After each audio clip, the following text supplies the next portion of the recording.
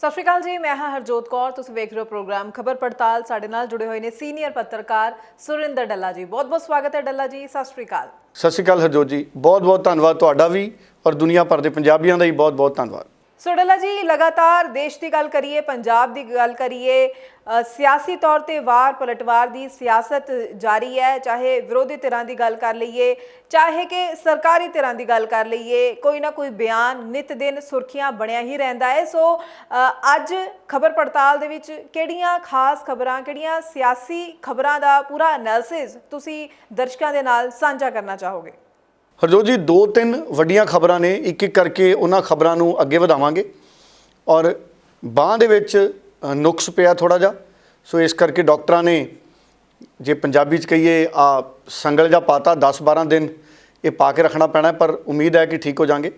ਪਰ ਵੱਡੀਆਂ ਖਬਰਾਂ ਵਾਲੇ ਪਾਸੇ ਰੁਖ ਕਰੀਏ ਤਾਂ ਕੁਝ ਲੋਕ, ਕੁਝ ਪੋਲੀਟੀਕਲ ਲੋਕ ਅਜਿਹੇ ਹੁੰਦੇ ਨੇ ਜਿਹੜੇ ਕਿਸੇ ਨਾ ਕਿਸੇ ਰੂਪ 'ਚ ਆਪਣੀ ਛਾਪ ਸਿਆਸਤ 'ਚ ਛੱਡਦੇ ਰਹਿੰਦੇ ਨੇ, ਭਾਵੇਂ ਉਹ ਬਹੁਤ ਸਮਾਂ ਮੀਡੀਆ ਤੋਂ ਦੂਰ ਰਹੇ ਹੋਣ। ਮੈਂ ਅੱਜ ਗੱਲ ਕਰਨ ਵਾਲਾ ਡਾਕਟਰ ਨਵਜੋਤ ਕੌਰ ਸਿੱਧੂ ਦੀ। ਹੁਣ ਡਾਕਟਰ ਨਵਜੋਤ ਕੌਰ ਸਿੱਧੂ ਉਹਨਾਂ ਨੇ ਜਿਹੜੀ ਮੌਜੂਦਾ ਸਰਕਾਰ ਹੈ ਆਮ ਆਦਮੀ ਪਾਰਟੀ ਦੀ, ਆਮ ਆਦਮੀ ਪਾਰਟੀ ਦੀ ਸਰਕਾਰ ਦਾ ਵੀ ਡਾਕਟਰ ਨਵਜੋਤ ਕੌਰ ਸਿੱਧੂ ਨੇ ਕੱਲ੍ਹ ਕੱਪੜ ਛਾਣ ਕਰਤਾ ਔਰ ਬੜਾ ਇਮਾਨਦਾਰੀ ਦੇ ਨਾਲ ਉਹਨਾਂ ਨੇ ਇਹ ਕੱਪੜ ਛਾਣ ਕੀਤਾ। ਪੂਰੀ ਨਿਰਪੱਖਤਾ ਦੇ ਨਾਲ ਉਹਨਾਂ ਨੇ ਆਪਣੀ ਗੱਲ ਰੱਖੀ ਹੈ। ਸੋ ਪਹਿਲਾਂ ਤਾਂ ਮੈਂ ਇਹ ਦੱਸ ਦੇਵਾਂ ਕਿ 5 ਕੀਮੋ ਲੱਗੇ ਨੇ ਡਾਕਟਰ ਨਵਜੋਤ ਕੌਰ ਦੇ, ਔਰ ਕੱਲ੍ਹ ਤੀਜ ਦੇ ਤਿਉਹਾਰ 'ਚ ਅੰਮ੍ਰਿਤਸਰ ਈਸਟ ਦੇ ਆਪਣੇ ਹਲਕੇ ਦੇ ਵਿੱਚ ਉਹ ਪਹੁੰਚੇ।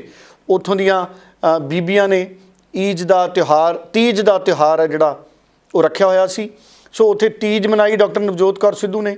ਔਰ ਜਿਹੜੀਆਂ ਬੀਬੀਆਂ ਸਾਡੀਆਂ ਕੈਂਸਰ ਤੋਂ ਪੀੜਤ ਨੇ, ਉਹਨਾਂ ਦੀ ਹੌਸਲਾ ਅਫਜ਼ਾਈ ਕੀਤੀ ਕਿ ਕੋਈ ਵੀ ਜਿਹੜੀ ਬਿਮਾਰੀ ਹੈ ਉਹਦੇ ਤੋਂ ਆਪਣਾ ਹਿੰਮਤ ਨਹੀਂ ਹਾਰਨੀ, ਹੌਸਲਾ ਨਹੀਂ ਹਾਰਨਾ। ਅੱਗੇ ਵੀ ਉਹ ਉਤਸ਼ਾਹਵਰਧਕ ਗੱਲਾਂ ਕਰਦੇ ਨੇ। ਕੱਲ੍ਹ ਪੱਤਰਕਾਰ ਵੀ ਬਹੁਤ ਚਿਰਾਂ ਬਾਅਦ ਡਾਕਟਰ ਨਵਜੋਤ ਕੌਰ ਸਿੱਧੂ ਉਹਨਾਂ ਨੂੰ ਮਿਲੇ, ਸਾਰਿਆਂ ਨੇ ਹਾਲ ਚਾਲ ਵੀ ਪੁੱਛਿਆ ਅਤੇ ਸਵਾਲ ਡਾਕਟਰ ਨਵਜੋਤ ਕੌਰ ਸਿੱਧੂ ਉਹਨਾਂ ਨੂੰ ਸਿੱਧੇ ਪੋਲੀਟੀਕਲ ਹੋਏ। ਸੋ ਮੈਂ ਸਾਰੀ ਉਹਨਾਂ ਦੀ 6-7 ਮਿੰਟ ਦਾ ਇੱਕ ਬਿਆਨ ਸੀ, ਪੱਤਰਕਾਰਾਂ ਨੂੰ ਸੰਬੋਧਨ ਕਰ ਰਹੇ ਸੀ ਉਹ, ਮੈਂ ਸਾਰਾ ਹੀ ਸੁਣਿਆ ਹਰਜੋਤ ਜੀ। ਹੁਣ ਪੱਤਰਕਾਰ ਉਹਨਾਂ ਨੇ ਸਿੱਧਾ ਸਵਾਲ ਸਭ ਤੋਂ ਪਹਿਲਾਂ ਤਾਂ ਇਹ ਕੀਤਾ, ਕਿਉਂਕਿ ਜਿਹੜੀ ਸਾਡੀ ਮੌਜੂਦਾ ਸਰਕਾਰ ਹੈ ਉਹਦੇ 1-2 ਮੰਤਰੀ ਬੜੇ ਸਵਾਲਾਂ 'ਚ ਨੇ। ਜ਼ਮੀਨ ਵਾਲਾ ਮਾਮਲਾ ਵੀ ਚੱਲ ਰਿਹਾ, ਜਿਹੜੀ ਪੰਚਾਇਤੀ ਜ਼ਮੀਨ ਵਾਲਾ, ਉਹਦੇ ਉੱਪਰ ਡਾਕਟਰ ਨਵਜੋਤ ਕੌਰ ਸਿੱਧੂ ਨੇ ਸਪਸ਼ਟ ਤੌਰ 'ਤੇ ਕਿਹਾ ਕਿ ਅਸਲ 'ਚ ਇਮਾਨਦਾਰੀ ਦੀ ਲਹਿਰ ਚੱਲ ਰਹੀ ਸੀ ਜਦੋਂ 2022 'ਚ ਵੋਟਾਂ ਪਈਆਂ, ਅਤੇ ਡਾਕਟਰ ਨਵਜੋਤ ਕੌਰ ਸਿੱਧੂ ਨੇ ਸਵੀਕਾਰ ਕੀਤਾ ਕਿ ਸਾਡੀਆਂ ਪਾਰਟੀਆਂ ਨੇ ਜਿਹੜੇ ਕਰਪਟ ਲੋਕ ਸੀ ਜਾਂ ਕਰਪਟ ਐਲੀਗੇਸ਼ਨ ਵਾਲੇ ਲੋਕ ਸੀ, ਉਹਨਾਂ ਨੂੰ ਪਿੱਛੇ ਨਹੀਂ ਕੀਤਾ। ਔਰ ਜਦੋਂ ਲਹਿਰ ਇਮਾਨਦਾਰੀ ਦੀ ਚੱਲ ਰਹੀ ਸੀ, ਕੋਈ ਵੀ ਪਾਰਟੀ ਹੋਵੇ, ਕਈ ਲੋਕ ਇਹੋ ਜਿਹੇ ਆ ਜਾਂਦੇ ਨੇ ਜਿਹੜੇ ਮੌਕੇ ਦਾ ਫਾਇਦਾ ਚੱਕ ਲੈਂਦੇ ਨੇ। ਸੋ ਡਾਕਟਰ ਨਵਜੋਤ ਕੌਰ ਸਿੱਧੂ ਕਹਿੰਦੇ ਵੀ ਆਮ ਆਦਮੀ ਪਾਰਟੀ 'ਚ ਵੀ ਕਈ ਲੋਕ ਅਜਿਹੇ ਆ ਗਏ, ਔਰ ਇਹ ਲੋਕ ਸਾਰੀਆਂ ਪਾਰਟੀਆਂ 'ਚ ਚਲੇ ਜਾਂਦੇ ਨੇ ਜਿਹੜੇ ਵਕਤ ਦਾ ਫਾਇਦਾ ਚੱਕਦੇ ਨੇ। ਹਾਲਾਂਕਿ ਉਹਨਾਂ ਨੇ ਨਾਂ ਤਾਂ ਨਹੀਂ ਕਿਸੇ ਲੀਡਰ ਦਾ ਲਿਆ, ਪਰ ਇਨਕੁਆਇਰੀਆਂ ਤੋਂ ਬਾਅਦ ਪਤਾ ਲੱਗੂਗਾ ਕਿ ਉਹ ਜ਼ਿੰਮੇਦਾਰ ਹੈ ਵੀ ਨੇ ਜਾਂ ਨਹੀਂ ਹੈ। ਪਰ ਉਹਨਾਂ ਨੇ ਮੂਲ ਰੂਪ 'ਚ ਇਹ ਗੱਲ ਮੰਨੀ ਡਾਕਟਰ ਨਵਜੋਤ ਕੌਰ ਸਿੱਧੂ ਨੇ ਵੀ ਜੇ ਵਕਤ ਰਹਿੰਦੇ ਸਾਡੀ ਪਾਰਟੀ ਨੇ ਵੀ ਅਜਿਹੇ ਲੋਕਾਂ ਨੂੰ ਪਿੱਛੇ ਕੀਤਾ ਹੁੰਦਾ ਤਾਂ ਅੱਜ ਸਥਿਤੀਆਂ ਹੋਰ ਹੋਣੀਆਂ ਸੀ। ਇਹਦਾ ਮਤਲਬ ਹੈ ਕਿ ਕਾਂਗਰਸ 'ਚ ਅੱਜ ਵੀ ਨਵਜੋਤ ਸਿੰਘ ਸਿੱਧੂ ਹੋਣ ਜਾਂ ਡਾਕਟਰ ਨਵਜੋਤ ਕੌਰ ਸਿੱਧੂ ਹੋਣ, ਉਹਨਾਂ ਦਾ ਉਹ ਸਟੈਂਡ ਬਰਕਰਾਰ ਹੈ ਕਿ ਜਦ ਤੱਕ ਕਾਂਗਰਸ ਦੇ ਵਿੱਚੋਂ ਜਿਹੜੇ ਐਲੀਗੇਸ਼ਨ ਵਾਲੇ ਲੀਡਰ ਨੇ, ਜਿਨ੍ਹਾਂ 'ਤੇ ਕਰਪਸ਼ਨ ਦੇ ਇਲਜ਼ਾਮ ਨੇ, ਜਦ ਤੱਕ ਉਹਨਾਂ ਨੂੰ ਲਾਂਭੇ ਨਹੀਂ ਕੀਤਾ ਜਾਂਦਾ, ਤਦ ਤੱਕ ਬਹੁਤ ਵੱਡਾ ਜਿਹੜਾ ਚੈਲੰਜ ਹੈ ਉਹ ਬਣਿਆ ਰਹੇਗਾ। ਹਾਲਾਂਕਿ ਉਹਨਾਂ ਨੇ ਭਗਵੰਤ ਮਾਨ ਸਰਕਾਰ ਦੀ ਤਾਰੀਫ ਵੀ ਕੀਤੀ। ਉਹਨਾਂ ਨੇ ਇਹ ਕਿਹਾ ਵੀ ਕੁਝ ਇਸ ਤਰੀਕੇ ਦੇ ਇਲਜ਼ਾਮਾਂ ਵਾਲੇ ਲੀਡਰ ਨੇ, ਪਰ ਬਹੁਤੇ ਚੰਗੇ ਵੀ ਨੇ। ਸੋ ਉਹਨਾਂ ਨੇ ਦੇਖੋ, ਮੁੱਖ ਮੰਤਰੀ ਭਗਵੰਤ ਮਾਨ ਦੀ ਅਗਵਾਈ ਦੇ ਵਿੱਚ ਬਹੁਤ ਸਾਰੇ ਜਿਹੜੇ ਲੀਡਰ ਨੇ ਜਿਹੜੇ ਇਮਾਨਦਾਰ ਵੀ ਨੇ, ਉਹ ਉਹਨਾਂ ਨੇ ਪ੍ਰਵਾਨ ਕੀਤੀ ਗੱਲ। ਔਰ ਜਿਹੜੀ ਗੱਲ ਪਿਛਲੇ ਕੁਝ ਦਿਨਾਂ ਤੋਂ ਭਗਵੰਤ ਮਾਨ ਉਹਨਾਂ ਨੇ ਟਵੀਟ ਕੀਤਾ ਵੀ ਅਸੀਂ ਸੜਕ ਸੁਰੱਖਿਆ ਫੋਰਸ ਬਣਾ ਰਹੇ ਹਾਂ, ਉਹ ਚੰਗਾ ਫੈਸਲਾ ਸੀ। ਔਰ ਡਾਕਟਰ ਨਵਜੋਤ ਕੌਰ ਸਿੱਧੂ ਉਹਨਾਂ ਨੇ ਇੱਕ ਹੋਰ ਗੱਲ ਦਾ ਕੱਲ੍ਹ ਖੁਲਾਸਾ ਕਰਤਾ, ਕਹਿੰਦੇ ਕੋਈ ਵੀ ਮੁੱਖ ਮੰਤਰੀ ਹੁੰਦਾ ਸੀ, ਇਹ ਮੈਂ ਚਿੱਠੀ ਲਿਖਦੀ ਹੁੰਦੀ ਸੀ ਕਿ ਸਾਨੂੰ ਸੜਕਾਂ 'ਤੇ ਅਲੱਗ ਤੋਂ ਫੋਰਸ ਬਣਾਉਣ ਦੀ ਲੋੜ ਹੈ। ਇਹਦਾ ਮਤਲਬ ਹੈ ਅਗਰ ਭਗਵੰਤ ਮਾਨ ਦੀ ਸਰਕਾਰ ਨੇ ਫੈਸਲਾ ਕੀਤਾ, ਇਹ ਫੈਸਲਾ ਚੰਗਾ ਫੈਸਲਾ ਹੈ। ਮੈਂ ਅਕਸਰ ਚੰਡੀਗੜ੍ਹ ਦਾ ਜ਼ਿਕਰ ਕਰਦਾ।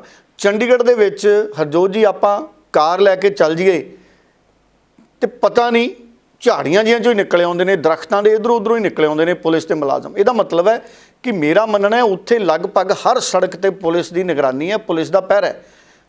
ਇਹ ਗੱਲ ਵੱਖਰੀ ਹੈ ਕਿ ਚੰਡੀਗੜ੍ਹ ਸ਼ਹਿਰ ਛੋਟਾ ਹੈ, ਚੰਡੀਗੜ੍ਹ ਸ਼ਹਿਰ ਪੰਜਾਬ ਦੇ ਮੁਕਾਬਲੇ ਤਾਂ ਚੰਡੀਗੜ੍ਹ ਦੀਵੇ ਜਿੱਡਾ ਹੀ ਹੈ, ਚੂੰਗੜੇ ਕੁ ਜਿੱਡਾ ਹੈ, ਪਰ ਪੰਜਾਬ ਬਹੁਤ ਵੱਡਾ ਹੈ। ਹੁਣ ਪੰਜਾਬ 'ਚ ਵੀ ਜਿਹੜੀ ਸੜਕ ਸੁਰੱਖਿਆ ਫੋਰਸ ਦਾ ਫੈਸਲਾ ਕੀਤਾ ਬਹੁਤ ਚੰਗੀ ਗੱਲ ਹੈ। ਪੰਜਾਬ ਦੇ ਵਿੱਚ ਮੇਰਾ ਤਾਂ ਇਹ ਮੰਨਣਾ ਹੈ ਕਿ ਲੱਖ ਮੁਲਾਜ਼ਮਾਂ ਦੀ ਤੈਨਾਤੀ ਹੋਣੀ ਚਾਹੀਦੀ ਹੈ ਘੱਟੋ ਘੱਟ ਸਾਡੇ ਹਰ ਬਾਜ਼ਾਰ 'ਚ, ਹਰ ਸ਼ਹਿਰ 'ਚ, ਹਰ ਗਲੀ, ਹਰ ਨੁੱਕਰ 'ਚ। ਚੰਡੀਗੜ੍ਹ ਦੀ ਤਰ੍ਹਾਂ ਸਾਨੂੰ ਸਾਡੇ ਪੁਲਿਸ ਦੇ ਜਵਾਨ ਨਜ਼ਰ ਆਉਣ, ਜਿਹੜੇ MLA ਤੋਂ ਵੀ ਨਾ ਡਰਨ। ਜੇ MLA ਵੀ ਬੈਲਟ ਨਹੀਂ ਪਾਉਂਦਾ ਤਾਂ ਉਹਦਾ ਵੀ ਚਲਾਨ ਕੱਟ ਕੇ ਹੱਥ 'ਚ ਫੜਾਉਣ ਜਾਂ ਆਨਲਾਈਨ ਚਲਾਨ ਕੱਢ ਦੇਣ। ਸੋ MLA ਨੂੰ ਕੋਈ ਐਡੀ ਦਿੱਕਤ ਵੀ ਨਹੀਂ ਹੁੰਦੀ ਜੇ 1000 2000 ਦਾ ਇੱਕ ਵਾਰੀ ਉਹਦਾ ਚਲਾਨ ਹੋ ਜੂ। ਚੰਗੀਆਂ ਤਨਖਾਹਾਂ ਸਾਡੇ MLA ਨੂੰ ਪੱਤੇ ਪੁੱਤੇ ਮਿਲਦੇ ਆ ਚੰਗੇ, ਪਰ ਉਹਦੇ ਨਾਲ ਆਮ ਲੋਕਾਂ ਨੂੰ ਵੀ ਇੱਕ ਸਬਕ ਜਾਂਦਾ ਹੈ ਕਿ ਪੁਲਿਸ ਐਡੀ ਇਮਾਨਦਾਰ ਹੈ ਸੜਕ ਸੁਰੱਖਿਆ ਵਾਲੀ ਕਿ MLA ਨੂੰ ਨਹੀਂ ਬਖਸ਼ਦੀ, MLA ਦਾ ਵੀ ਚਲਾਨ ਕਰ ਦਿੰਦੀ ਹੈ। ਉਹਦੇ ਨਾਲ ਫਿਰ ਲੋਕ ਵੀ ਬੈਲਟ ਲਾਇਆ ਕਰਨਗੇ ਔਰ ਦੂਸਰੇ ਜਿਹੜੇ ਯਾਤਾਯਾਤ ਦੇ ਨਿਯਮ ਨੇ ਉਹਨਾਂ ਦੀ ਪਾਲਣਾ ਕਰਨਗੇ। ਇਹ ਬੜੀ ਚੰਗੀ ਗੱਲ ਹੈ। ਹੁਣ ਡਾਕਟਰ ਨਵਜੋਤ ਕੌਰ ਸਿੱਧੂ ਕਹਿੰਦੇ ਮੈਂ ਇਹਦਾ ਵੈਲਕਮ ਕਰਦੀ ਹਾਂ ਔਰ ਇਹ ਇੱਕ ਚੰਗਾ ਫੈਸਲਾ ਹੈ। ਸੋ ਮੈਂ ਤਾਂ ਹੀ ਕਿਹਾ ਕਿ ਡਾਕਟਰ ਨਵਜੋਤ ਕੌਰ ਸਿੱਧੂ ਨੂੰ ਪੱਤਰਕਾਰਾਂ ਨੇ ਕਈ ਸਵਾਲ ਕੀਤੇ ਤੇ ਉਹਨਾਂ ਨੇ ਸਰਕਾਰ ਦੀ ਕਾਰਗੁਜ਼ਾਰੀ ਦਾ ਕੱਪੜਛਾਣ ਕਰਤਾ। ਹਾਲਾਂਕਿ ਉਹਨਾਂ ਨੇ ਉਸ ਗੱਲ ਦਾ ਵੀ ਦੇਖੋ ਵਿਰੋਧ ਕੀਤਾ ਜਿਹੜਾ ਇੱਕ ਖਬਰ ਮੀਡੀਆ ਦੇ ਵਿੱਚ ਆਈ ਕਿ ਜਲੰਧਰ ਦੇ ਵਿੱਚ ਔਰਤਾਂ ਦੇ ਲਈ ਠੇਕਾ ਖੋਲ੍ਹਤਾ। ਸੋ ਉਹਦੀ ਨਿੰਦਾ ਕੀਤੀ ਡਾਕਟਰ ਨਵਜੋਤ ਕੌਰ ਸਿੱਧੂ ਨੇ ਕਿ ਅਜਿਹਾ ਪ੍ਰਵਾਨ ਸਮਾਜ ਦੇ ਵਿੱਚ ਨਹੀਂ ਹੋ ਸਕਦਾ। ਉਹਨਾਂ ਨੇ ਬੇਬਾਕੀ ਦੇ ਨਾਲ ਆਪਣਾ ਜਿਹੜਾ ਪੱਖ ਰੱਖਿਆ ਔਰ ਇਹ ਵੀ ਉਹਨਾਂ ਨੂੰ ਪੱਤਰਕਾਰਾਂ ਨੇ ਪੁੱਛਿਆ ਕਿ ਕਾਰਪੋਰੇਸ਼ਨਾਂ ਦੀਆਂ ਹੁਣ ਚੋਣਾਂ ਆ ਰਹੀਆਂ ਨੇ ਤੇ ਡਾਕਟਰ ਨਵਜੋਤ ਕੌਰ ਸਿੱਧੂ ਕਹਿੰਦੇ ਵੀ ਮੇਰੇ ਜਿਹੜੇ ਹਲਕੇ ਦੇ ਕੌਂਸਲਰ ਨੇ ਭਾਵੇਂ ਵਿਰੋਧੀ ਪਾਰਟੀਆਂ ਵਾਲੇ ਉਹਨਾਂ ਨੂੰ ਆਪਣੀ ਪਾਰਟੀ 'ਚ ਸ਼ਾਮਿਲ ਕਰਾਉਣ ਦੇ ਯਤਨ ਕਰਦੇ ਨੇ ਕਿਉਂਕਿ ਬਹੁਤੇ ਇਮਾਨਦਾਰ ਲੀਡਰ ਹੈ ਨਹੀਂ, ਕਿਉਂਕਿ 22 ਦੇ ਵਿੱਚ ਤਾਂ ਲਹਿਰ ਸੀ ਇਮਾਨਦਾਰੀ ਦੀ। ਸੋ ਇਸ ਕਰਕੇ ਉਹ ਕਹਿੰਦੇ ਵੀ ਸਾਡੇ ਜਿਹੜੇ ਮੇਰੇ ਹਲਕੇ ਦੇ ਕੌਂਸਲਰ ਨੇ ਉਹ ਪੂਰੀ ਮਿਹਨਤ ਕਰ ਰਹੇ ਨੇ ਤੇ ਅਸੀਂ ਅੱਗੇ ਵਧਾਂਗੇ। ਤੇ ਉਹਨਾਂ ਨੇ ਇਹ ਪੱਖ ਵੀ ਰੱਖਿਆ ਕਿ ਅਸੀਂ ਇਮਾਨਦਾਰੀ ਦੇ ਨਾਲ ਅੱਗੇ ਵਧਾਂਗੇ। ਸੋ ਉਹਨਾਂ ਨੇ ਇਸ ਤਰ੍ਹਾਂ ਦੀਆਂ ਗੱਲਾਂ ਕੀਤੀਆਂ। ਪਰ ਇੱਕ ਬਹੁਤ ਅਹਿਮ ਗੱਲ ਹੋਰ ਵੀ ਜਿਹੜੀ ਮੈਂ ਕਰਨੀ ਚਾਹੂੰਗਾ ਹਰਜੋਤ ਜੀ, ਉਹਨਾਂ ਨੂੰ ਫਿਰ ਪੱਤਰਕਾਰਾਂ ਨੇ ਸਵਾਲ ਕੀਤਾ। ਅਕਸਰ ਸਾਡੇ ਪੱਤਰਕਾਰ ਚੰਗੇ ਸਮਾਜਿਕ ਮੁੱਦੇ ਚੱਕਦੇ ਨੇ। ਉਹਨਾਂ ਨੇ ਫਿਰ ਪੱਤਰਕਾਰਾਂ ਨੇ ਇੱਕ ਗੱਲ ਛੇੜੀ ਕਿਉਂਕਿ ਦੇਖੋ ਨਸ਼ੇ ਦਾ ਮੁੱਦਾ ਬਹੁਤ ਗੰਭੀਰ ਪੰਜਾਬ 'ਚ ਬਣਿਆ ਹੋਇਆ ਹੈ। ਕੋਈ ਵੀ ਸਰਕਾਰ ਹੋਵੇ, ਅਕਾਲੀ ਦਲ ਦੀ ਸਰਕਾਰ ਹੋਵੇ, ਕਾਂਗਰਸ ਦੀ ਸਰਕਾਰ ਹੋਵੇ ਜਾਂ ਸਾਡੀ ਆਮ ਆਦਮੀ ਪਾਰਟੀ ਦੀ ਸਰਕਾਰ ਹੋਵੇ, ਨਸ਼ੇ ਦੇ ਉੱਤੇ ਹਜੇ ਵੀ ਮੁਕੰਮਲ ਤੌਰ 'ਤੇ ਕਾਬੂ ਨਹੀਂ ਪਾਇਆ ਜਾ ਸਕਿਆ। ਸਰਕਾਰਾਂ ਯਤਨ ਸਾਰੀਆਂ ਕਰਦੀਆਂ ਨੇ, ਇਹਦੇ ਕਾਰਨ ਸਾਨੂੰ ਲੱਭਣੇ ਪੈਣਗੇ ਔਰ ਇਹਦੇ ਕਾਰਨਾਂ ਦੇ ਵਿੱਚ ਕਈ ਜਿਹੜੇ ਸਿਆਣੇ ਲੀਡਰ ਨੇ ਉਹਨਾਂ ਨੇ ਆਪਣੀ ਗੱਲ ਰੱਖੀ ਹੈ। ਡਾਕਟਰ ਧਰਮਵੀਰ ਗਾਂਧੀ ਨੇ ਗੱਲ ਰੱਖੀ ਸੀ ਕਿ ਅਫੀਮ ਦੀ ਖੇਤੀ ਹੋਣੀ ਚਾਹੀਦੀ। ਕਈ ਮੰਨੇ ਪ੍ਰਮੰਨੇ ਡਾਕਟਰ ਸਾਡੇ ਕਿਸਾਨ ਆਗੂ ਕਹਿ ਚੁੱਕੇ ਕਿ ਪੰਜਾਬ 'ਚ ਅਫੀਮ ਦੀ ਖੇਤੀ ਹੋਣੀ ਚਾਹੀਦੀ। ਦੇਸ਼ ਦੇ ਕਈ ਹਿੱਸਿਆਂ 'ਚ ਅਫੀਮ ਦੀ ਖੇਤੀ ਹੁੰਦੀ ਹੈ, ਇੱਕ ਦਵਾਈ ਦੇ ਤੌਰ ਦੇ ਉੱਤੇ ਇਹ ਇੱਕ ਮੈਡੀਸਨਲ ਪਲਾਂਟ ਹੈ। ਹੁਣ ਡਾਕਟਰ ਨਵਜੋਤ ਕੌਰ ਸਿੱਧੂ ਨੂੰ ਫਿਰ ਪੱਤਰਕਾਰਾਂ ਨੇ ਪੁੱਛਿਆ ਤੇ ਉਹਨਾਂ ਨੇ ਫਿਰ ਕਿਹਾ ਕਿ 35 ਵੈਰਾਈਟੀਆਂ ਨੇ। ਉਹਨਾਂ ਨੇ ਆਪਣਾ ਤਜਰਬਾ ਦੱਸਿਆ, ਕਹਿੰਦੇ ਮੈਂ ਕੈਂਸਰ ਦਾ ਟ੍ਰੀਟਮੈਂਟ ਕਰਾ ਰਹੀ ਹਾਂ, ਯਮੁਨਾ ਨਗਰ ਕੀਮੋਥੈਰੇਪੀ ਹੁੰਦੀ ਹੈ, 5 ਕੀਮੋਥੈਰੇਪੀ ਉਹਨਾਂ ਦੇ ਹੋਏ ਨੇ। ਤੇ ਡਾਕਟਰ ਨਵਜੋਤ ਕੌਰ ਸਿੱਧੂ ਕਹਿੰਦੇ ਵੀ ਮੈਨੂੰ ਮੋਰਫਿਨ ਦਾ ਟੀਕਾ ਲੱਗਦਾ। ਉਹਨਾਂ ਨੇ ਇਹ ਇੱਕ ਡਰੱਗ ਦਾ ਨਾਮ ਵਰਤਿਆ ਤੇ ਕਹਿੰਦੇ ਉਹ ਇਹਦੇ ਚੋਂ ਨਿਕਲਦੀ ਹੈ। ਹੁਣ ਉਹ ਕਹਿੰਦੇ ਵੀ ਅਗਰ ਅਫੀਮ ਦੀ ਖੇਤੀ ਹੋਏਗੀ, 35 ਵੈਰਾਈਟੀਆਂ ਨੇ, ਲੱਖਾਂ ਦਾ ਫਾਇਦਾ ਸਾਡੇ ਕਿਸਾਨਾਂ ਨੂੰ ਹੋਊਗਾ। ਔਰ ਗੱਲ ਕਿਤੇ ਨਾ ਕਿਤੇ ਇਸ ਪਾਸੇ ਧਿਆਨ ਮੰਗਦੀ ਹੈ ਕਿ ਦੇਖੋ ਹੁਣ ਹੜ੍ਹ ਇੰਨੇ ਜ਼ਿਆਦਾ ਆਏ ਤੇ ਕਿੱਡਾ ਪੰਜਾਬ ਦਾ ਸਾਡਾ ਝੋਨਾ ਨੁਕਸਾਨ, ਸਾਡੀ ਫਸਲ ਦਾ ਨੁਕਸਾਨ ਹੋਇਆ, ਝੋਨੇ ਦਾ ਨੁਕਸਾਨ ਹੋਇਆ। ਤੇ ਜੇ ਸਰਦੀਆਂ 'ਚ ਪਾਣੀ ਆ ਜਾਏ, ਜ਼ਿਆਦਾ ਮੀਂਹ ਪੈ ਜਾਏ ਤੇ ਕਣਕ ਦਾ ਨੁਕਸਾਨ ਹੋ ਜਾਂਦਾ ਹੈ। ਜਨਵਰੀ ਫਰਵਰੀ 'ਚ ਅਗਰ ਮੀਂਹ ਪੈ ਜਾਣ, ਕਿਉਂਕਿ ਮਾਰਚ 'ਚ ਕਣਕ ਪੂਰੇ ਪੱਕਣ ਵਾਲੇ ਪਾਸੇ ਹੁੰਦੀ ਹੈ ਤੇ ਵਾਢੀ ਸ਼ੁਰੂ ਹੋ ਜਾਂਦੀ ਹੈ 1 ਅਪ੍ਰੈਲ ਨੂੰ। 13 ਨੂੰ ਤਾਂ ਮੰਡੀਆਂ 'ਚ ਵਿਸਾਖੀ ਵੀ, ਮੰਡੀਆਂ 'ਚ ਕਣਕ ਵੇਚ ਕੇ ਕਿਸਾਨ ਸਾਡਾ ਮਨਾ ਰਿਹਾ ਹੁੰਦਾ। ਸੋ ਇਸ ਕਰਕੇ ਜਿਹੜੀ ਅਫੀਮ ਦੀ ਖੇਤੀ ਹੈ, ਕਈ ਸੂਬੇ ਸਾਡੇ ਅੱਗੇ ਵਧ ਰਹੇ ਨੇ ਤੇ ਭਾਰਤ ਸਰਕਾਰ ਨੂੰ ਔਰ ਪੰਜਾਬ ਦੀਆਂ ਸਾਰੀਆਂ ਪੋਲੀਟੀਕਲ ਪਾਰਟੀਆਂ ਨੂੰ, ਭਗਵੰਤ ਮਾਨ ਦੀ ਸਰਕਾਰ ਨੂੰ ਵੀ ਇਸ ਪਾਸੇ ਜ਼ਰੂਰ ਸੋਚਣ ਦੀ ਲੋੜ ਹੈ। ਮੈਨੂੰ ਲੱਗਦਾ ਹੈ ਪੰਜਾਬ ਵਿਧਾਨ ਸਭਾ ਦਾ ਇੱਕ ਵਿਸ਼ੇਸ਼ ਸੈਸ਼ਨ ਬੁਲਾਇਆ ਜਾਣਾ ਚਾਹੀਦਾ ਇਸ ਮਸਲੇ ਤੇ, ਜਿਹਦੇ ਵਿੱਚ ਪੰਜਾਬ ਦੇ ਮੁੱਖ ਮੰਤਰੀ ਭਗਵੰਤ ਮਾਨ, ਉਹਨਾਂ ਦੇ ਵਿਧਾਇਕ, ਵਿਰੋਧੀ ਧਿਰਾਂ ਦੇ ਲੀਡਰ ਔਰ ਸਾਡੇ ਕਿਸਾਨ ਆਗੂਆਂ ਨੂੰ ਖਾਸ ਤੌਰ ਤੇ ਉਦਣ ਸੱਦਾ ਦਿੱਤਾ ਜਾਵੇ ਸਾਡੀ ਵਿਧਾਨ ਸਭਾ ਦੀ ਗੈਲਰੀ ਦੇ ਵਿੱਚ, ਉਹ ਵੀ ਪਹੁੰਚਣ ਔਰ ਬਾਅਦ ਦੇ ਵਿੱਚ ਭਾਵੇਂ ਸਾਂਝੇ ਤੌਰ ਤੇ ਕਿਸਾਨ ਜਥੇਬੰਦੀਆਂ ਦੇ ਨੁਮਾਇੰਦੇ ਵੀ ਪ੍ਰੈਸ ਕਾਨਫਰੰਸ ਕਰਕੇ ਆਪਣੇ ਪੱਖ ਰੱਖਣ ਤਾਂ ਕਿ ਕੇਂਦਰ ਤੱਕ ਗੱਲ ਪੁੱਜੇ। ਕੇਂਦਰ ਤੱਕ ਗੱਲ ਪੁੱਜੇ, ਵਿਧਾਨ ਸਭਾ ਹੋਵੇ, ਪਾਰਲੀਮੈਂਟ ਹੋਵੇ, ਇਹਨਾਂ ਦੋਵਾਂ ਥਾਵਾਂ ਤੇ ਜਿਹੜੀ ਗੱਲ ਕੀਤੀ ਜਾਂਦੀ ਹੈ ਕਿਤੇ ਨਾ ਕਿਤੇ ਉਹ ਗੱਲ ਉੱਪਰ ਤੱਕ ਜਾਂਦੀ ਹੈ ਹਰਜੋਤ ਜੀ। ਇਸ ਕਰਕੇ ਭਾਵੇਂ ਕੇਂਦਰ ਵਾਲੀਆਂ ਸਰਕਾਰਾਂ ਉਨੀ ਤਵੱਜੋ ਨਾ ਦੇਣ, ਪਰ ਦੇਰ ਸਵੇਰ ਉਹ ਗੱਲ ਅੱਗੇ ਵੱਧਦੀ ਹੈ ਤੇ ਕਿਤੇ ਨਾ ਕਿਤੇ ਉਹ ਫੈਸਲਾ ਕੁਨ ਹੁੰਦੀ ਹੈ। ਸੋ ਡਾਕਟਰ ਨਵਜੋਤ ਕੌਰ ਨੇ ਖੁੱਲ੍ਹ ਕੇ ਫਿਰ ਅਫੀਮ ਦੀ ਖੇਤੀ ਦੀ ਵਕਾਲਤ ਕੀਤੀ ਹੈ ਔਰ ਇਹਦੇ ਤੇ ਜ਼ਰੂਰ ਭਗਵੰਤ ਮਾਨ ਸਾਹਿਬ ਦੀ ਸਰਕਾਰ ਨੂੰ ਵੀ, ਕੇਂਦਰ ਸਰਕਾਰ ਨੂੰ ਵੀ ਸੋਚਣਾ ਚਾਹੀਦਾ। ਜੇ ਪੰਜਾਬ ਦੇ ਕਿਸਾਨਾਂ ਦੀ ਖੁਸ਼ਹਾਲੀ ਹੁੰਦੀ ਹੈ ਤੇ ਕਿਉਂ ਨਾ ਇਸ ਪਾਸੇ ਸੋਚਿਆ ਜਾਵੇ।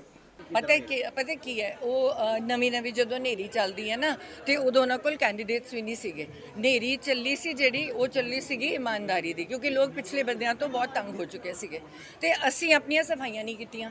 ਜਾਂ ਤਾਂ ਸਾਡੀਆਂ ਪਾਰਟੀਆਂ ਸਫਾਈਆਂ ਕਰ ਲੈਂਦੀਆਂ ਤਾਂ ਅਸੀਂ ਦਿਖਾ ਦਿੰਦੇ ਵੀ ਅਸੀਂ ਚੋਰ ਕੱਢਤੇ, ਅਸੀਂ ਅੱਛੇ ਬੰਦੇ ਅੱਗੇ ਲੈ ਕੇ ਆ ਰਹੇ ਹਾਂ ਤਾਂ ਹਨੇਰੀ ਨਾ ਵਗਦੀ। ਹੁਣ ਜਦੋਂ ਹਨੇਰੀ ਵੱਗੀ ਤਾਂ ਸਾਰਿਆਂ ਦੀ ਲੋਟਰੀ ਲੱਗ ਗਈ। ਹੁਣ ਉਹ ਸਾਰਿਆਂ ਦੀ ਲੋਟਰੀ ਲੱਗ ਗਈ ਤਾਂ ਉਹਨਾਂ 'ਚੋਂ 75% ਤਾਂ ਇਹ ਜਿਹੇ ਐਮਐਲਏ ਆ ਜਿਨ੍ਹਾਂ ਨੂੰ ਐਮਐਲਏ ਦਾ ਹਜੇ ਤੱਕ ਮਤਲਬ ਹੀ ਨਹੀਂ ਸਮਝ ਆਇਆ, ਨਾ ਉਹਨਾਂ ਨੂੰ ਸਮਝ ਆਇਆ ਕਿ ਐਮਐਲਏ ਦੀ ਕੁਰਸੀ ਤੇ ਬਣ ਕੇ ਕੰਮ ਕੀ ਕਰਨਾ ਹੈ। ਠੀਕ ਹੈ ਨਾ। ਸੋ ਇਹਦੇ ਵਿੱਚ ਕਰਪਟ ਵੀ ਆਏ, ਕਿਉਂਕਿ ਇਹ ਬਾਹਰੋਂ ਨਹੀਂ ਆਏ ਲੋਕ, ਇਹ ਸਾਡੇ 'ਚੋਂ ਹੀ ਚੋਰ ਗਏ ਹੋਏ ਆ। ਉਹ ਸਾਡੇ ਚੋਰ ਬੀਜੇਪੀ 'ਚ ਗਏ ਆ, ਹੁਣ ਸਾਡੇ ਚੋਰ ਆਪ 'ਚ ਗਏ ਹੈ। ਸੋ ਇਹ ਆਪਸ 'ਚ ਕੀ ਹੁੰਦਾ ਹੈ ਕਿ ਅੱਜ ਕੱਲ੍ਹ ਜਿਹੜਾ ਧੰਦਾ ਬਣ ਗਿਆ ਨਾ ਪੋਲੀਟਿਕਸ, ਕਿ ਤੁਸੀਂ ਇੱਕ ਜਿੱਤਣਾ ਹੈ, ਤੁਸੀਂ ਅੱਜ ਪਾਰਟੀ ਆ ਛੱਡ ਕੇ ਸਾਨੂੰ ਸਾਡੇ ਕਹਿੰਦੇ ਉੱਥੇ ਚਲੇ ਜਾਓ, ਉੱਥੇ ਚਲੇ ਜਾਓ। ਕਿਉਂ ਚਲੇ ਜਾਓ? ਸਾਡੀ ਪਾਰਟੀ ਹਾਰ ਗਈ, ਅਸੀਂ ਘਰੇ ਬੈਠੇ ਹਾਂ, ਅਸੀਂ ਓਨ ਕਰਦੇ ਹਾਂ ਵੀ ਸਾਡੀ ਪਾਰਟੀ ਹਾਰੀ ਹੈ।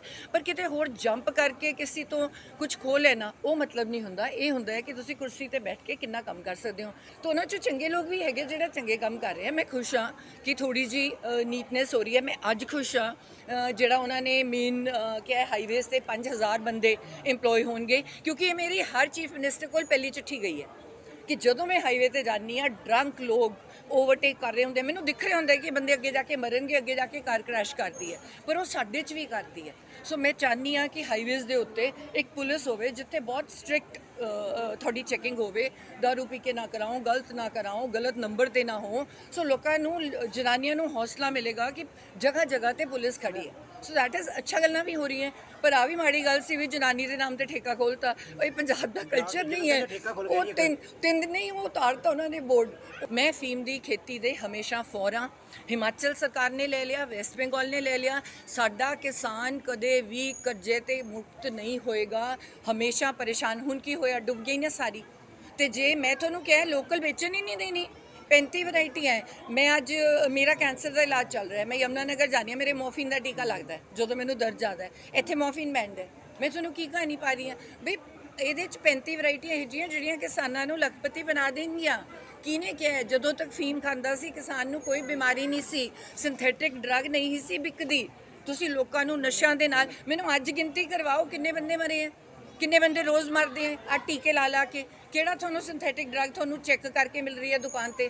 ਜਾਂ ਤਾਂ ਦੁਕਾਨ ਤੇ ਫੀਮ ਡਾਕਟਰਾਂ ਦੇ ਕੋਲੋਂ ਲੈ ਕੇ ਜਾਂਦੇ ਸੀ। ਮੇਰੇ ਕੋਲ ਇੱਕ ਡਾਇਰੀ ਮੇਨਟੇਨ ਕੀਤੀ ਗਈ ਸੀ ਜਿਸ ਫੀਮ ਅਸੀਂ ਦਿੰਦੇ ਸੀ ਤੇ ਬੰਦਾ ਬਿਮਾਰ ਨਹੀਂ ਸੀ ਹੁੰਦਾ। ਹਰਜੋਤ ਜੀ, ਇੱਕ ਦੂਸਰੀ ਅਹਿਮ ਖਬਰ ਹੈ, ਉਹਦੇ ਉੱਪਰ ਜ਼ਿਕਰ ਕਰਨਾ ਵੀ ਬਹੁਤ ਜ਼ਿਆਦਾ ਜ਼ਰੂਰੀ ਹੈ।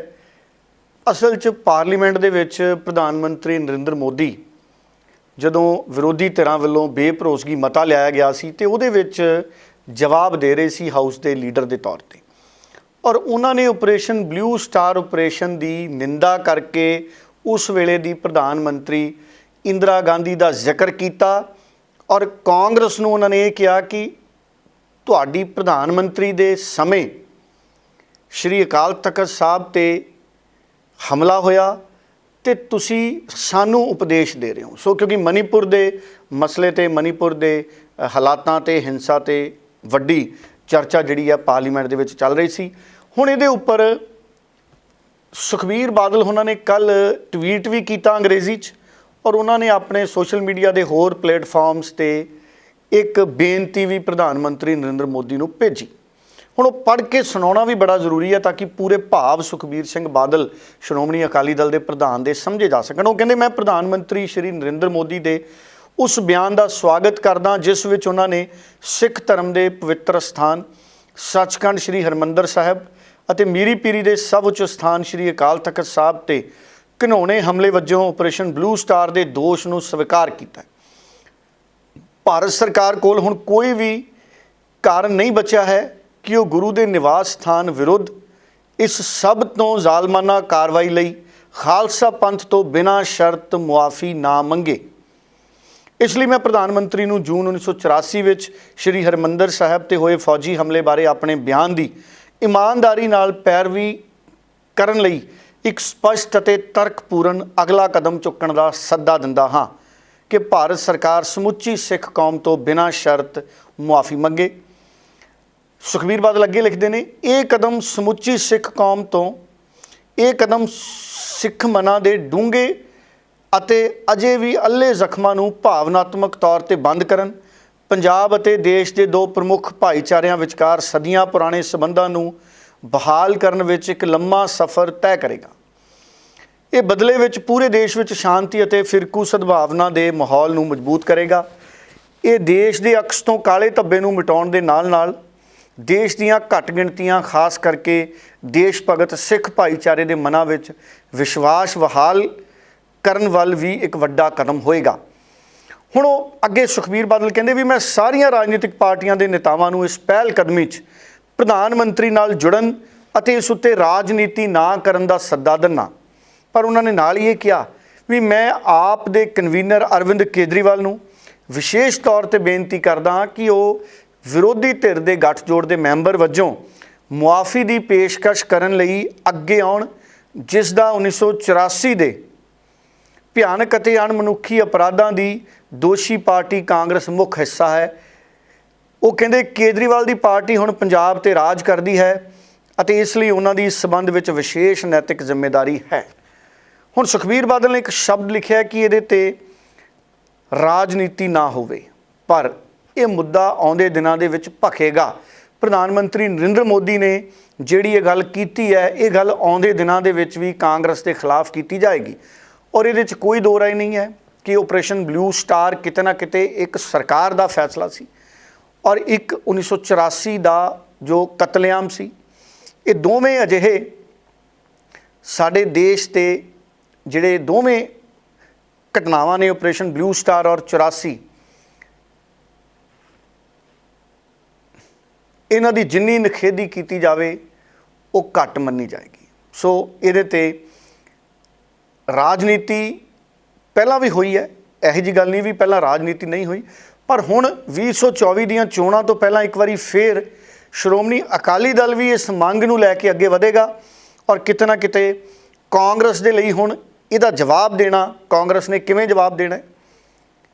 ਸਵਾਲ ਇਹ ਵੀ ਹੈ ਕਿ ਪ੍ਰਕਾਸ਼ ਸਿੰਘ ਬਾਦਲ ਬਹੁਤ ਵੱਡੇ ਲੀਡਰ ਸੀ, ਜਿਹੜੀ ਗੱਲ ਅੱਜ ਨਰਿੰਦਰ ਮੋਦੀ ਹੋਣਾ ਨੇ ਪਾਰਲੀਮੈਂਟ ਦੇ ਵਿੱਚ ਕਹੀ,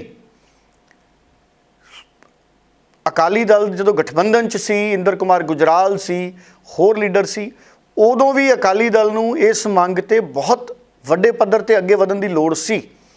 ਹੁਣ ਕਿਉਂਕਿ ਇਹ ਪ੍ਰਧਾਨ ਮੰਤਰੀ ਨਰਿੰਦਰ ਮੋਦੀ ਨੇ ਗੱਲ ਤੋਰੀ ਹੈ ਕਿ ਭਵਿੱਖ 'ਚ ਦੇਸ਼ ਦੀ ਸਰਕਾਰ ਇਸ ਘਟਨਾ ਲਈ ਮੁਆਫੀ ਮੰਗੇਗੀ। ਇਹਦੀ ਮੰਗ ਹੈ ਜਿਹੜੀ ਹੁਣ ਪੋਲੀਟੀਕਲ ਤੌਰ ਤੇ ਹੋਏਗੀ। ਭਾਵੇਂ ਇਹ ਕਿਹਾ ਜਾ ਰਿਹਾ ਕਿ ਇਹਦੇ ਤੇ ਰਾਜਨੀਤੀ ਨਾ ਕਰੋ, ਪਰ ਇਹ ਰਾਜਨੀਤਿਕ ਮੁੱਦਾ ਬਣੇਗਾ ਕਿ ਕੀ ਦੇਸ਼ ਦੀ ਸਰਕਾਰ ਮਾਫੀ ਮੰਗੇਗੀ ਜਾਂ ਨਹੀਂ ਮੰਗੇਗੀ ਔਰ ਸਾਰੀਆਂ ਪੋਲੀਟੀਕਲ ਪਾਰਟੀਆਂ ਇਹਦੇ ਉੱਪਰ ਆਪਣਾ ਕੀ ਰੁਖ ਆਉਂਦੇ ਦਿਨਾਂ 'ਚ ਰੱਖਣਗੀਆਂ, ਉਹਦੇ ਉੱਪਰ ਵੀ ਨਜ਼ਰ ਲਗਾਤਾਰ ਆਪਾਂ ਬਣਾ ਕੇ ਰੱਖਾਂਗੇ। ਹਰਜੋਤ ਜੀ, ਤੀਸਰੀ ਖਬਰ ਹੈ ਭਾਖੜਾ ਬੰਨ੍ਹ ਦੇ ਨਾਲ ਜੁੜੀ ਹੋਈ ਹੈ। ਕੱਲ੍ਹ ਮੀਡੀਆ ਦੇ ਵਿੱਚ ਲਗਾਤਾਰ ਰਿਪੋਰਟਾਂ ਆ ਰਹੀਆਂ ਸੀ ਕਿ 2 ਗੇਟ ਭਾਖੜਾ ਬੰਨ੍ਹ ਦੇ ਫਲੱਡ ਗੇਟ ਨੇ ਜਿਹੜੇ ਉਹਨਾਂ ਨੂੰ 1 ਫੁੱਟ ਤੱਕ ਹੇਠਾਂ ਕੀਤਾ ਗਿਆ। ਅਸਲ ਦੇ ਵਿੱਚ ਇਹ ਵੀ ਇਸ ਤਰੀਕੇ ਦੀਆਂ ਇਨਪੁਟਸ ਨੇ ਸੋਸ਼ਲ ਮੀਡੀਆ ਤੇ ਵੀ, ਟੈਲੀਵਿਜ਼ਨਾਂ ਤੇ ਵੀ, ਕਿ 1670 ਫੁੱਟ ਜਾਂ ਇਸ ਤੋਂ ਥੋੜ੍ਹਾ ਜਿਹਾ ਜ਼ਿਆਦਾ ਪਾਣੀ ਭਾਖੜਾ ਬੰਨ੍ਹ 'ਚ ਹੋ ਗਿਆ, ਜਿਹਦੀ ਕਪੈਸਿਟੀ 1680 ਹੈ। 1680 ਤੋਂ ਬਾਅਦ 1-2 ਫੁੱਟ ਭਾਖੜਾ ਬਿਆਸ ਮੈਨੇਜਮੈਂਟ ਬੋਰਡ ਪਾਣੀ ਸਾਂਭਦਾ ਹੈ। ਲੇਕਿਨ ਕਿਉਂਕਿ ਅਸੀਂ ਪਿਛਲੇ ਸਮੇਂ ਦੇ ਵਿੱਚ ਜਦੋਂ ਜੁਲਾਈ ਦੇ ਮਹੀਨੇ ਦੇ ਵਿੱਚ ਜਦੋਂ ਅਸੀਂ ਮਾਹੌਲ ਵੇਖਿਆ ਸ਼ੁਰੂਆਤ ਦੇ ਦਿਨਾਂ 'ਚ ਹਿਮਾਚਲ 'ਚ ਕਈ ਥਾਂ, ਇੱਕ ਥਾਂ ਦੀ ਤਾਂ ਉਹ ਘਟਨਾ ਯਾਦ ਹੈ ਜਿੱਥੇ ਫਲੱਡ ਗੇਟ ਡੈਮ ਦਾ ਖੋਲ੍ਹਣ ਦੀ ਕੋਸ਼ਿਸ਼ ਕੀਤੀ ਗਈ, ਉਹ ਫਲੱਡ ਗੇਟ ਨਹੀਂ ਖੁੱਲ੍ਹਿਆ ਕਿਉਂਕਿ ਲੰਮੇ ਸਮੇਂ ਤੱਕ ਜਦੋਂ ਫਲੱਡ ਗੇਟ ਨਹੀਂ ਖੋਲ੍ਹੇ ਜਾਂਦੇ ਤੇ ਭਾਵੇਂ ਬਹੁਤ ਉਹਦੀ ਮੇਨਟੇਨੈਂਸ ਕੀਤੀ ਜਾਂਦੀ ਹੈ, ਨਿਗਰਾਨੀ ਰੱਖੀ ਜਾਂਦੀ ਹੈ, ਪਰ ਕੋਈ ਨਾ ਕੋਈ ਤਕਨੀਕੀ ਕਾਰਨ ਮੌਕੇ ਤੇ ਲੱਭਦਾ ਹੈ। ਸੋ ਉਹ ਫਲੱਡ ਗੇਟ ਨਹੀਂ ਸੀ ਉੱਥੇ ਖੁੱਲ੍ਹਿਆ। ਸਾਨੂੰ ਪਤਾ ਹੈ ਫਿਰ ਆਰਮੀ ਉੱਥੇ ਆਈ, ਫਿਰ ਫੌਜ ਦੀ ਮਦਦ ਲਈ ਗਈ। ਸੋ ਭਾਖੜਾ ਬਿਆਸ ਮੈਨੇਜਮੈਂਟ ਬੋਰਡ ਨੇ 1670 ਫੁੱਟ ਤੇ, ਹਾਲਾਂਕਿ 1680 ਤੱਕ ਪਾਣੀ ਸਾਂਭਿਆ ਜਾ ਸਕਦਾ ਹੈ, ਲੇਕਿਨ ਥੋੜ੍ਹਾ ਹੌਲੀ ਹੌਲੀ ਪਾਣੀ ਛੱਡਣ ਦਾ ਫੈਸਲਾ ਕੀਤਾ। ਇਹਦੇ ਨਾਲ ਇੱਕ ਤਾਂ ਜਿਹੜੇ ਫਲੱਡ ਗੇਟ ਨੇ ਉਹਨਾਂ ਦੀ ਟੈਸਟਿੰਗ ਹੋ ਜਾਏਗੀ ਵੀ ਬਿਲਕੁਲ ਦਰੁਸਤ ਨੇ, ਔਰ ਜਿਵੇਂ 1 ਫੁੱਟ ਹੇਠਾਂ ਕੀਤੇ ਤੇ ਪਾਣੀ ਆਇਆ ਭਾਖੜਾ ਬੰਨ੍ਹ 'ਚੋਂ, ਤੇ ਇਹਦਾ ਮਤਲਬ ਹੈ ਬਿਲਕੁਲ ਦਰੁਸਤ ਹੈ। ਔਰ ਉਮੀਦ ਇਹ ਕਰਦੇ ਹਾਂ ਕਿਉਂਕਿ ਦਿਨ ਲਗਾਤਾਰ ਅੱਗੇ ਵੱਧ ਰਹੇ ਨੇ, ਪਰ ਹਿਮਾਚਲ ਦੇ ਕਈ ਹਿੱਸਿਆਂ 'ਚ ਮੀਂਹ ਪੈ ਰਿਹਾ ਹੈ। ਇਸ ਤਰੀਕੇ ਦੇ ਅੰਕੜੇ ਨੇ ਕਿ 50,000 ਕਿਊਸਿਕ ਫਿਟ ਤੋਂ ਜ਼ਿਆਦਾ ਪਾਣੀ ਹੈ ਜਿਹੜਾ ਉਹ ਭਾਖੜਾ ਬੰਨ੍ਹ 'ਚ ਆਉਂਦਾ, ਕਦੀ ਵਾਰੀ ਵੱਧ ਵੀ ਜਾਂਦਾ ਹੈ।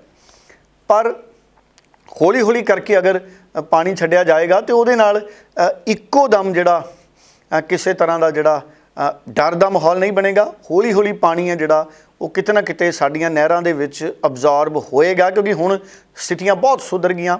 ਕਿਉਂਕਿ ਪਹਿਲਾਂ ਤਾਂ ਬਹੁਤ ਜ਼ਿਆਦਾ ਪੰਜਾਬ ਦੇ ਵਿੱਚ ਸਾਡੇ ਦਰਿਆ ਖਤਰੇ ਦੇ ਨਿਸ਼ਾਨ ਤੋਂ ਉੱਤੇ ਵਗ ਰਹੇ ਸੀ। ਸੋ ਮੈਨੂੰ ਲੱਗਦਾ ਹੈ ਕਿ ਭਾਖੜਾ ਬਿਆਸ ਮੈਨੇਜਮੈਂਟ ਬੋਰਡ ਨੇ ਬਹੁਤ ਵਧੀਆ ਰਣਨੀਤੀ ਬਣਾਈ ਹੈ ਔਰ ਭਗਵੰਤ ਮਾਨ ਵੀ ਕੁਝ ਸਮਾਂ ਪਹਿਲਾਂ ਉੱਥੇ ਦੌਰਾ ਕਰਕੇ ਆਏ, ਮੀਟਿੰਗ ਕਰਕੇ ਆਏ ਸੀ ਭਾਖੜਾ ਬਿਆਸ ਮੈਨੇਜਮੈਂਟ ਬੋਰਡ ਦੇ ਅਧਿਕਾਰੀਆਂ ਦੇ ਨਾਲ। ਔਰ ਉਦੋਂ ਵੀ ਮੈਨੇਜਮੈਂਟ ਦੇ ਅਧਿਕਾਰੀਆਂ ਨੇ ਕਿਹਾ ਸੀ ਕਿ ਅਸੀਂ ਪੰਜਾਬ ਦੇ ਹਾਲਾਤਾਂ ਨੂੰ ਦੇਖਦੇ ਹੋਏ ਅਸੀਂ ਬਹੁਤ ਸੰਜਮ ਦੇ ਨਾਲ ਫੈਸਲੇ ਲਵਾਂਗੇ ਔਰ ਚੰਗੇ ਫੈਸਲੇ ਹਜੇ ਤੱਕ ਲਏ ਗਏ ਨੇ।